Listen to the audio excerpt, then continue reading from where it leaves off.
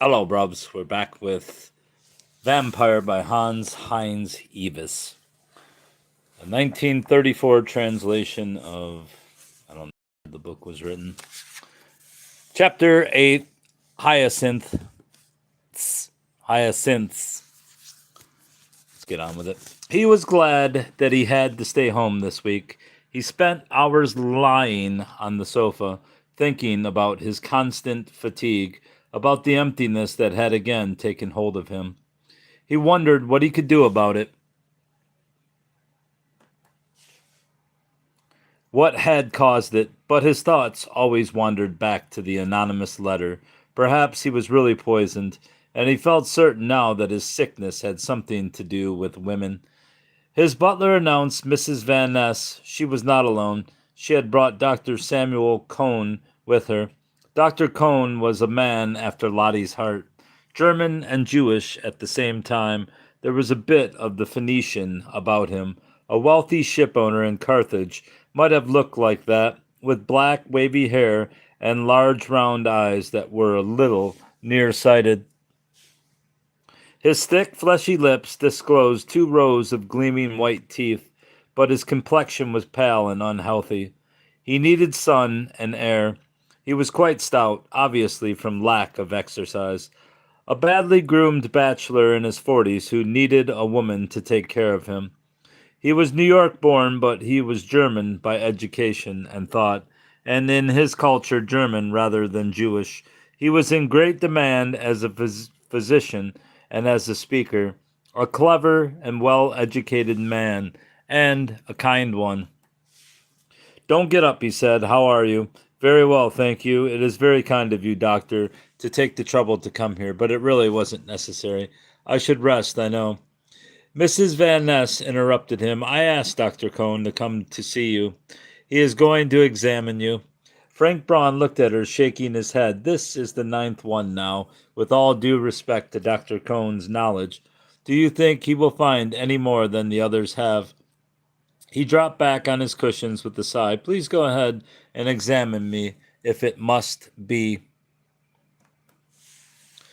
The physician examined him thoroughly, asking only the most pertinent questions. One thing is certain, he said finally. Your body is perfectly all right, inside and out. There is your chronic laryngitis, of course, from smoking too many cigarettes. I should smoke less, Frank Braun affirmed. I know. You can do as you please about that, the physician replied. Hello, Brups. With your smoker's cough, you could live 3 times 300 years. I should like to ask you a few questions, however.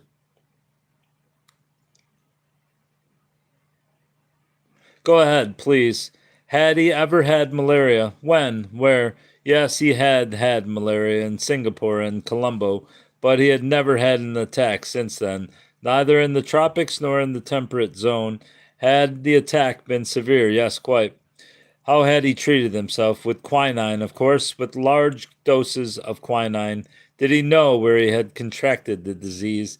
Frank Braun tried to remember. It had broken out on the Lloyd steamer, but he had probably contacted it in the South Seas. Where? In New Guinea?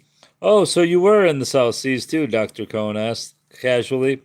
You must tell me about that sometime. Are there any real cannibals left there? I mean, natives who actually eat human meat. Did you ever see any? Frank Braun laughed. If there are cannibals there, I should say there are everywhere in that part of the world. In New Come on. In New Guinea, New Mecklenburg, New Pomerania, Bougainville, and Buka. Of course, all the Kanakas and Papuans will swear that their particular tribe has never tasted kai, human meat, but that the neighboring tribe regards it as the choicest delicacy. All the natives there are cannibals if they can get human meat without being caught. All? Dr. Cohn said quizzically. So you really think the natives there all eat human meat when they can get it?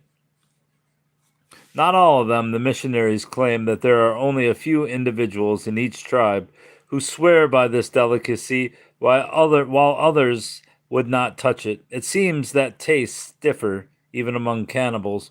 Hmm, the physician continued. I read a very interesting article the other day in the Journal for Tropical Diseases. The author claims that the cannibals with an unquenchable appetite for human meat suffer from a disease whose symptoms are somewhat similar to malaria. Oddly enough, the symptoms resemble those of your own ailment. Frank Braun laughed aloud. You are priceless, doctor. That is truly New York, truly America. But unfortunately, I never had the slightest appetite for human meat. Tell me, is the author of your article an American too? No, he is a German, a professor at the Institute for Tropical Diseases in Hamburg. He spent many years doing research work in the South Seas. In fact, I would advise you to go to Hamburg yourself. It is the only place in the world where they know something about these exotic diseases. Frank Braun smiled. Thank you for the prescription. I will have it filled as soon as the English clear the way to the pharmacy. By the way, what insect is it whose bite causes your cannibal malaria? It is no insect. The Hamburg physician describes it as a kind of bat, some species of flying dog that attacks its victims while they are asleep, biting them and sucking the blood through the tiny wound. I know it sounds fantastic that this bite should not only have a similar effect as the bite of the Anopheles, and Anopheles, come on, Anopheles, but that it should also create thirst for human blood and hunger for human meat.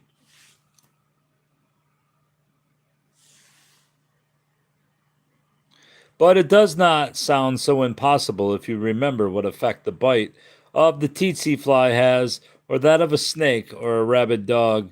Their victims commonly suffer from fixed ideas and abnormal, fantastic hallucinations.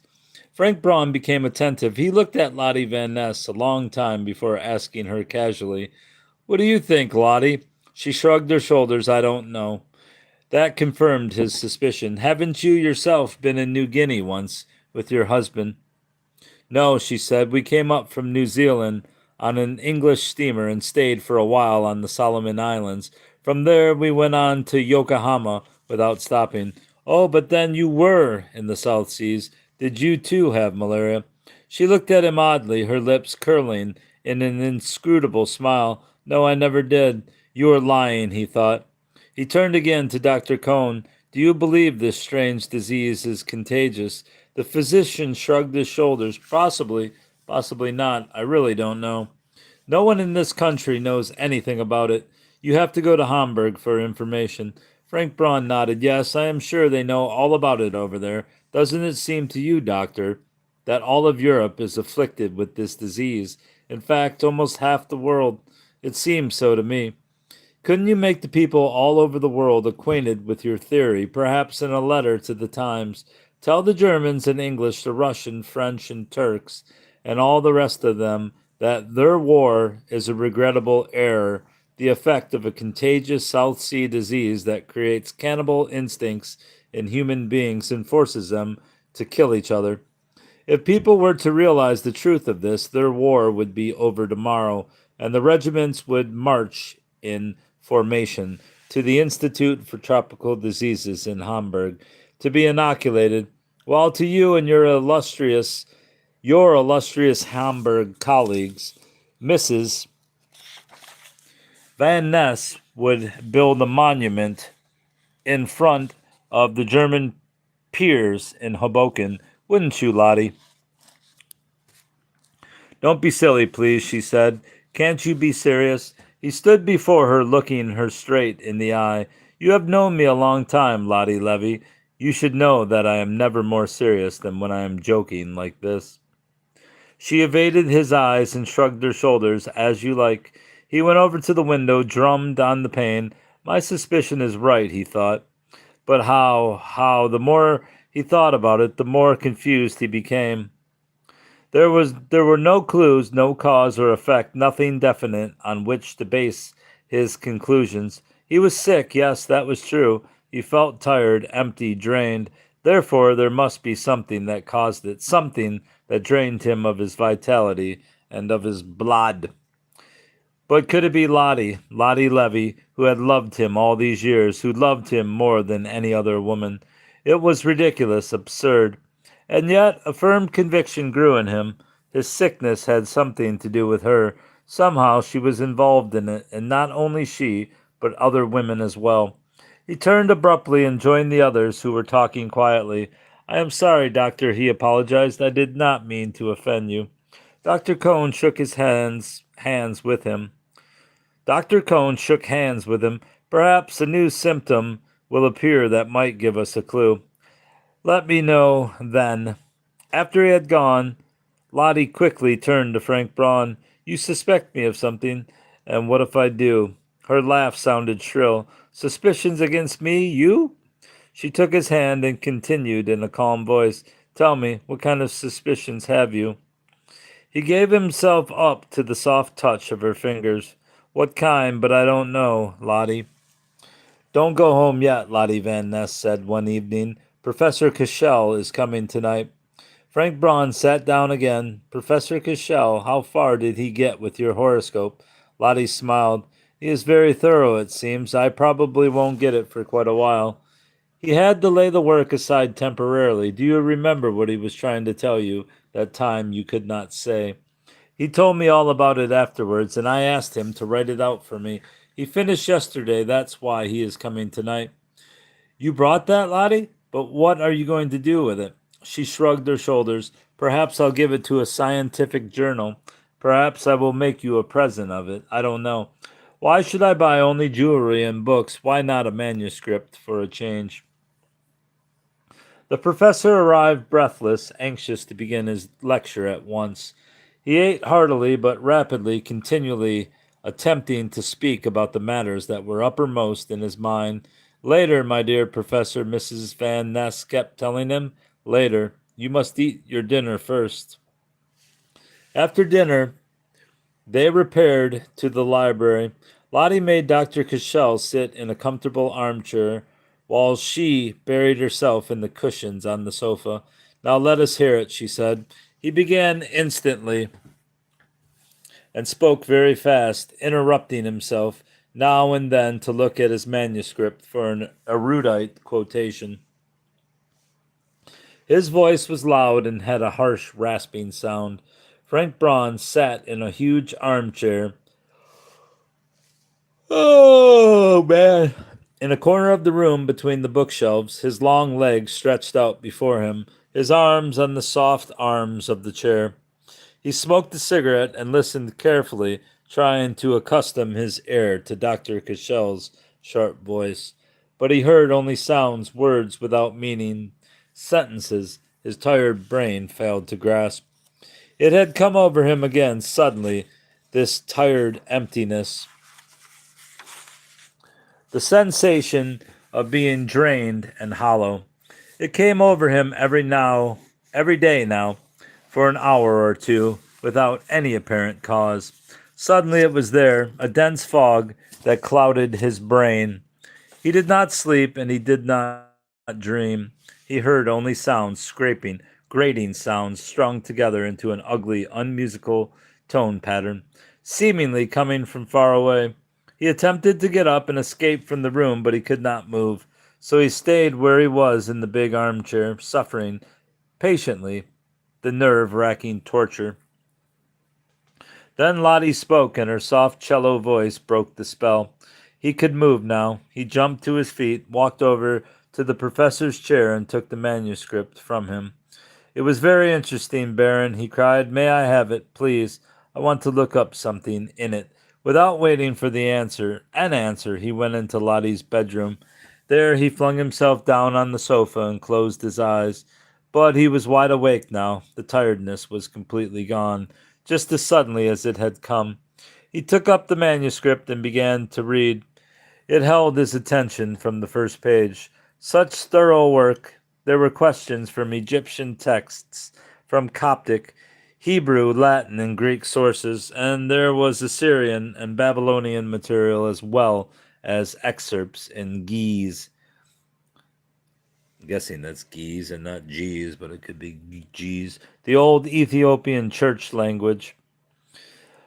Through Byzantine words in the Albanian, Central Slav, and Magyar languages, the author followed the trail from the southeast northward into Europe and traced it from Abyssinia through Amharic, Arabic, and the Negro dialects across Africa as far as Dahomey. There he is again, Dahomey. Everything was made clear. The trail started in the stars many thousands of years ago and could be followed clear down into the bloody sacrifice dens of New York. The trail of an astral myth that had become real. Very real indeed. Frank Braun remembered the slim, dark skinned Negro priestess whose nightly sacrifices he had attended several years ago in Haiti in the Hanfao temple at Petit Gove. With her own hands she had slaughtered her child and had presented in blood to the faithful mixed with rum.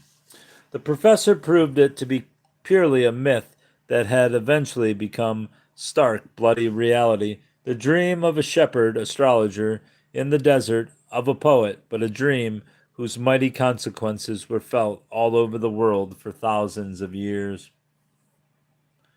The sun set and the sun rose. All the creatures on earth saw the phenomenon, but the poet in the desert saw more.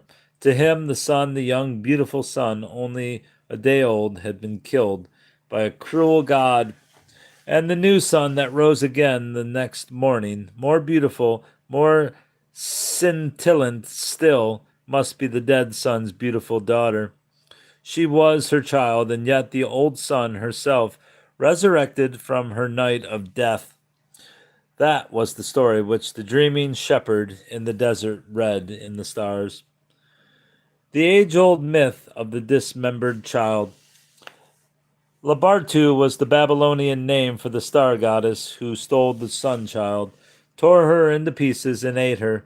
Labartu, the wife of Baal, and she was none other than the Indian Kali, Durga, the killer, the wife of Shiva, the destroyer. She was his Sakti, his emanation, the fruit of his thought, and the bloody hand of his brain.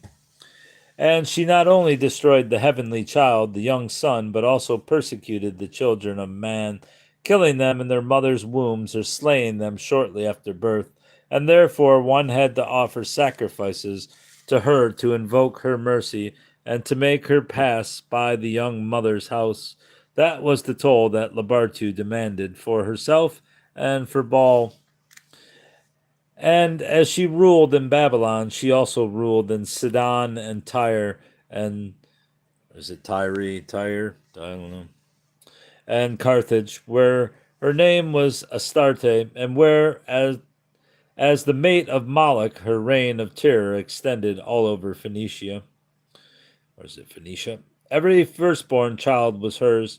The terrible Durga demanded only girl children who were drowned in milk to the glory of the goddess, as is done even now in the remote corners of India.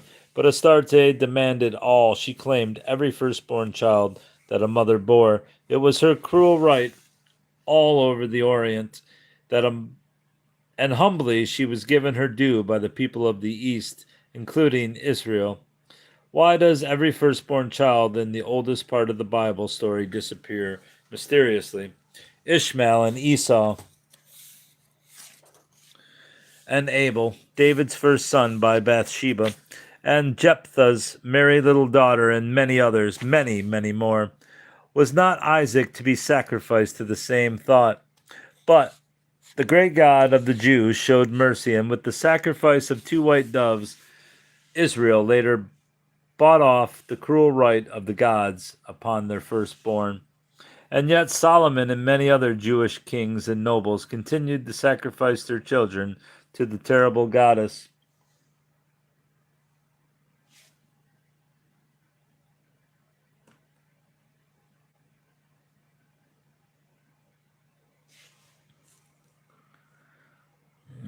was I?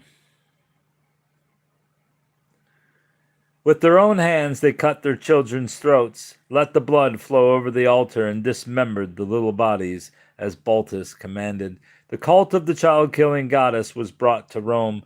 Pliny tells about it, and from Greece it spread over the whole Balkans as far as the Danube Valley, and westward from there. It reached its wildest peak in the 17th century when Elizabeth Bathory, the bloody countess, filled her spacious rooms with the dying groans of the Hungarian girls whom she whipped to death. The cult persisted throughout the Middle Ages until the present day, flaring up or dying down, but ever present in one form or another all over Europe. It took root as the Black Mass, which the Church vainly tried to stamp out with fire and sword. Did not Monsieur Gilles de Rais slay more than 800 children with his own hands? He, Marechal de France, famous warrior, banner-bearer to the Maid of Orleans, and the Marquis de Montespan, the mistress of Louis XIV, and by him the mother of French princes, did she not offer more than once her own body as a precious altar on which the Abbé Guibourg dismembered newborn children in the chapel of the castle at Saint Denis? Both she and the Baron de Rais invoked the devil Astaroth. He was to help her keep the king's love as he was to help the Marechal make gold. Yet Astaroth was only another name for Astarte. From Carthage, the murderous cult found its way into Central Africa. Moloch's wife, Astarte, was called by the Greeks Basilia, the queen. The Semites changed it to Bersilia, and the Copts made it into Berzelia,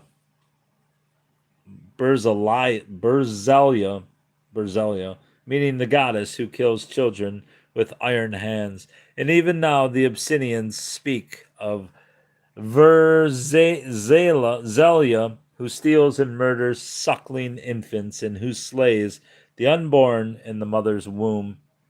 From the banks of the Congo, the black slaves brought the cult with them to America, and in the voodoo cult the name of the goddess priestess is the same that the Greeks had given her, Queen Mamaloi, because the Negroes cannot pronounce R. Actually, her title is Mama Roy, Mother and Queen, and she is still drinking blood, she, Durga, Astarte, Mamaloi, the killer, even today in the heart of New York. Frank Braun went back to the library where the professor was still talking to Lottie. They spoke about horoscopes now, about the strange prophecy of Alexander. Frank Braun interrupted him, returning the manuscript. Despite your excellent treatise, Professor, I still don't understand how your astral myth can suddenly come to life again somewhere else in a different form. You traced the whole development of the myth, you followed it through the centuries and explained the connections, but you don't believe, Baron, that perhaps my Mamaloi in Petit Gauve had any knowledge of this myth. You don't really believe that Marechal Gilles de Rais, that the Hungarian countess or the French marquis were in any way aware of the fact that their dismembered children were actually victims of the age-old rite. How do you explain, Professor, that spontaneously, centuries afterward, the old idea can be reborn in a different form in the human brain? The professor did not answer for a minute, edging back and forth on his chair, but finally he said, I realize that this is a gap in my work. I may be able to fill it in, perhaps, but I don't like to think about it, much less talk about it. Rubbing his nose vehemently, he continued, it is absurd to believe in a god and not in a devil. You cannot imagine one without the other. The devil is as strong as the Lord. He appears when he wishes and where he pleases. In me, his voice sank to a faint, awestruck whisper. In me, he did not trouble to ask whether I liked it or not. Old women, ugly, stinking old women, that pleases him, the great Lord, when it happens to be his whim.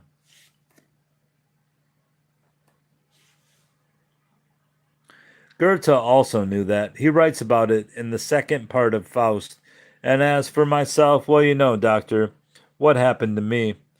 He blew his nose in an enormous handkerchief, making a noise like a trumpet. Then he took off his glasses and cleaned them carefully, blinking at Frank Braun out of his half-blind eyes. Do I look like a faun? He broke out again. Would anyone guess that in me lives Satan Phallus, Pan the ram god, who has no brain and thinks with his brush? And yet it pleased him to erect his temple in these poor miserable bones of mine. This marvel, doctor, is sitting before you now, very much alive and real, running free through the streets of New York, pleased that he can at last do some decent work again, and does not have to make urine analyses. I know exactly what I did. I know all the details, but why I did it, how this absurd idea suddenly took hold of me, a quiet scholar, the soberest professor in Germany, that I don't know. It simply was there, digging in claws into my brain, holding me in iron shackles. Since then, I know what it means to be possessed. After my experience, nothing surprises me anymore. No dream, no whim, no wildest thought. Everything, absolutely everything, is possible in a human brain. Right, Brobs? Frank Braun asked, so you believe, Professor, that? Yes, yes, and again, yes, Dr. Cashel cried. I believe, and I have paid dearly for this belief, that no human being can be sure of himself for as much as a quarter of an hour. I believe that every human brain is an empty room in which any moment something, a god, a devil, or whatever you want to call it, may perform the craziest dances.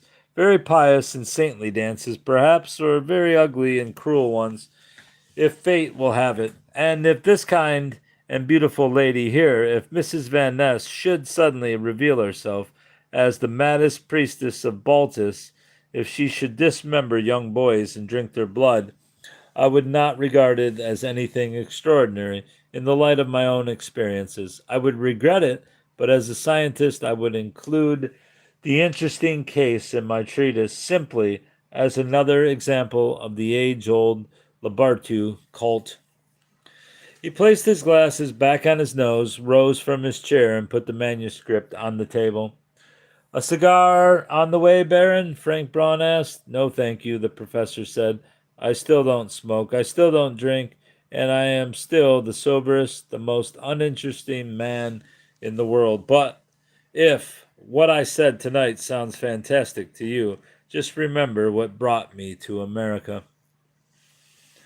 The professor had been gone for an hour, but the two were still sitting in the library, smoking and sipping their wine. They did not look at each other and did not speak. Do you want the car? She finally asked. To go home. I want to stay here tonight, he said, looking her full in the face. She rose quickly from her chair. Oh, just as you like.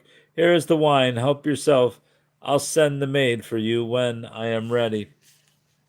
At the door, she turned and smiled back at him. Wouldn't you like to find out tonight whether I might not be the blood-drinking Astarte after all? You used to call me the Phoenician, didn't you? Frank Braun let her go without answering, but he thought, everything is possible in a human brain. He tried to fathom it. Fathom what? What was possible? But she was right. He wanted to stay with her tonight, to watch her, to spy on her. But what was it he expected to find? Did he expect to find that Lottie was the blood-dripping priestess, and himself her victim, the dismembered child? It was ridiculous, absurd, like Dr. Cohn's silly hypothesis of the South Sea disease. And yet the suspicion was planted firmly in his mind, and he could not rid himself of it. He drank a last glass of wine and followed the maid. He undressed, took a cold shower, and put on his pajamas. When he came in, she was sitting on the wide bed, her red hair falling loosely over her lace nightgown. She was playing with some glittering objects, which she dropped on the night table as soon as she heard his light footsteps. But Frank Braun had seen what she had in her hands, little scissors and tiny open knives. She now took a ring from the table and put it on her finger. A new ring? Another charm? He asked as he walked over to the bed. She held out her hand to him. Perhaps, but it is not new. It was an ugly old silver ring with a crest cut on a greenish stone and set in a cheap mounting. I found it yesterday in a junk shop on Second Avenue. The horrid man made me pay $100 for it when he saw that I was bound to have it.